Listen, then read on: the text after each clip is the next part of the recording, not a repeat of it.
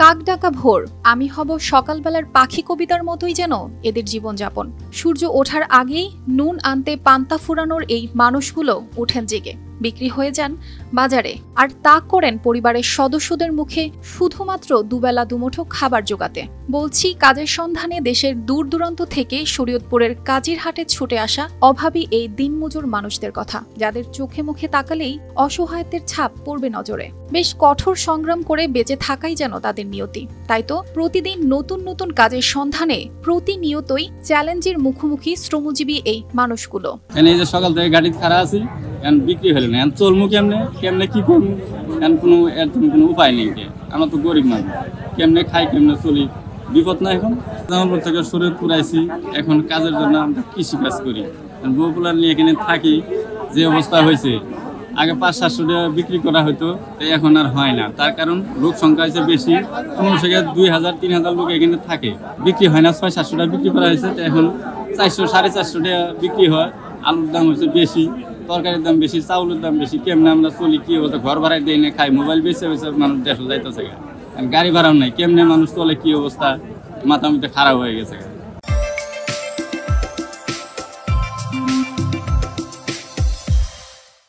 এ হাটে এক শ্রেণীর মানুষ আসেন বিক্রি হতে, আরেক শ্রেণীর মানুষ আসেন কিনতে। স্থানীয় ভাষায় তাদের দিনমজুর বা কামলা বলা হয়। হাটে চলতে থাকে দরদাম। পণ্যের দামের মতোই ওঠানামা করে শ্রমের মূল্য। যুবক ও বয়স্ক শ্রমিকদের দামে কিছুটা পার্থক্য থাকে। এখানে এসে 2 দিন কাজ হয়, একদিন হয় না, এতে খাওয়া খরচ খরচা বাদ দিয়ে কিছুই থাকে না।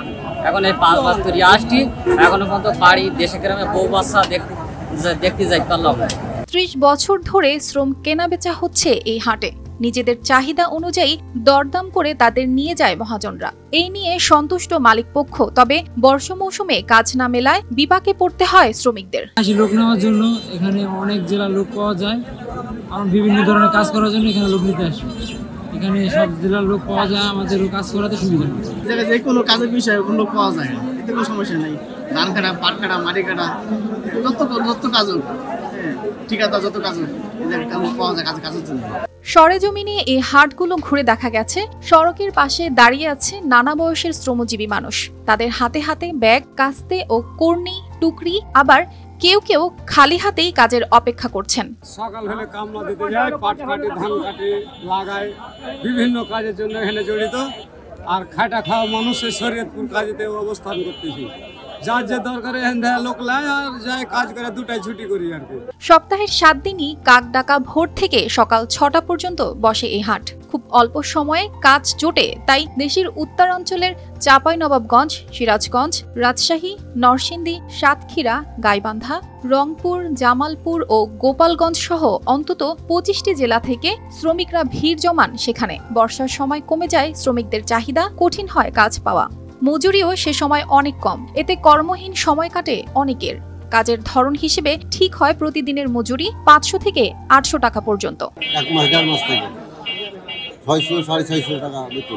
পাট কাটা, ক্ষেতের আগাছা পরিষ্কার করা ও মাটি কাটার কাজ করে থাকেন তারা। বর্ষা মৌসুমে পাট কাটার কাজ বেশি থাকে, তবে মাটি কাটার কাজ কম থাকায় অনেক শ্রমিক বেকার। তারা এ হাটে এসে অল্প সময়ের মধ্যে কাজ পেয়ে যান। সাপ্তাহিক না হয়ে দিনের মজুরি দিনে হাতে পেয়ে খুশি শ্রমিকরা। এ হাটে অন্তত 1.5 থেকে 2,000 শ্রমিক কাজ পান। এজন্য প্রতিদিন মালিকদের গুনতে হয় অন্তত 10 লাখ টাকা।